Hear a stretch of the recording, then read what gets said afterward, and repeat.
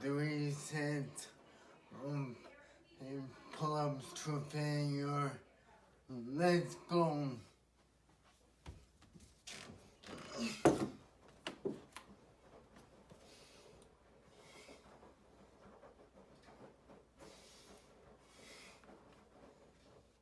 Make sure you get on full range of motion.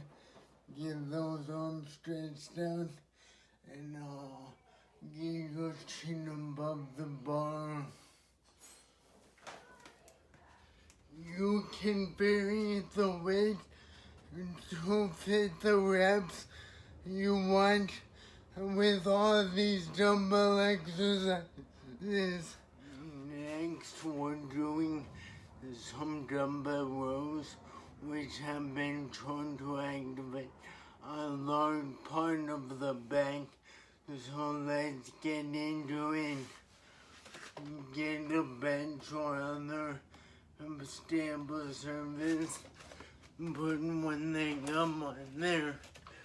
Grab the dumbbell on the outside arm and roll, pulling it up toward your hip, and then activate the lats for more emphasis on the back.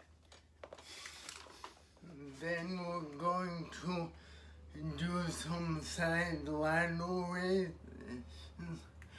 So I'll get my 2 dumbbells, bring them out at around 45-degree angle just to parallel.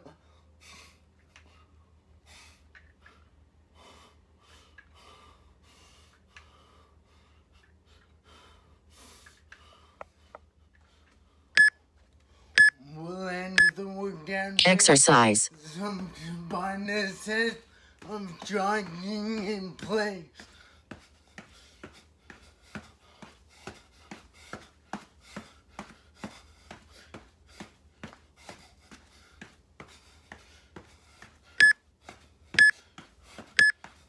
Rest.